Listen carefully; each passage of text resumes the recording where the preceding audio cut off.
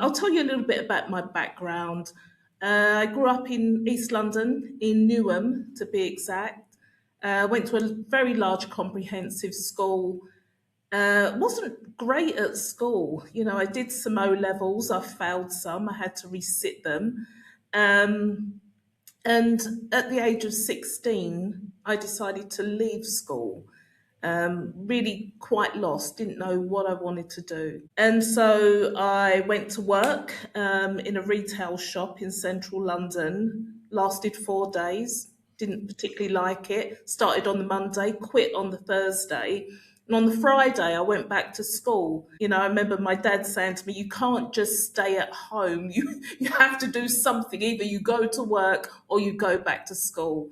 So went back to school. I resat the failed O levels, GCSE nowadays, and because I didn't enjoy work, I stayed on and did some A levels in the sixth form. And I didn't really know where or what I wanted to do with those A levels. I didn't know where it could take me. And it was a conversation with the head of sixth form, and she said you should think about going to university. At that point, only 2% of the population went to university, and I didn't know anyone who had gone to university at all. And I had no idea what I wanted to study because remember, I wasn't really enjoying school or education at this point. I was just doing it so that I didn't have to go and work. And so I decided to study physical education. I've always been sports mad, physical education and educational studies at Bangor University. I was accepted onto the programme, very different back then. I remember in my first year, there was a cohort of 18 students studying that subject. Compared to what you see nowadays, it's very different. So I did my undergraduate degree in Bangor, North Wales, and then went back to London after I graduated. Had a range of different jobs. Had a lot of temporary jobs. So people are surprised when I tell them the things I did. I've had cleaning jobs. I was a dinner lady for a while in a primary school in East London. I used to work for British Telecom in the disconnection section.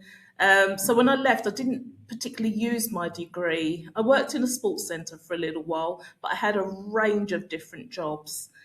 And because I wasn't using my degree and I was flitting from one temporary job to another, I spoke to my professor back in Bangor, and I said I really miss studying. I just felt as though I just wasn't doing, you know, I wasn't doing the things that I should have been doing. Um, and we had conversations about doing postgraduate work, and that had never entered my consciousness until he mentioned it. Once again, I didn't know anyone who had a postgraduate degree, um, no one in my immediate circle. And he had just come back from sabbatical at the University of Oregon in Eugene, and said, apply to do postgraduate work in the States. You love sport. That is the place to go if you want to, um, you know, carry on with your studies.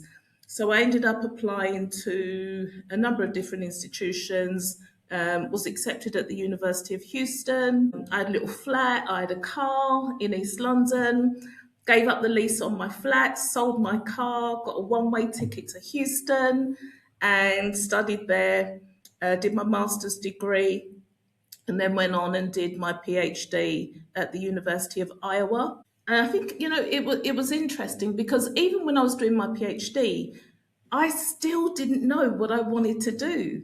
And so I just carried on, researching, and I was fortunate enough to have a teaching assistantship. And so I taught the undergraduate students. So I had experience in lecturing. And then I just kind of fell into a job once I graduated. So yeah, it was this. Yeah, it wasn't this straight line, and it wasn't particularly planned. It was very much doing the PhD that led me to an academic job. I wasn't thinking outside of that because, I was in an academic department, I was studying, I was researching with professors.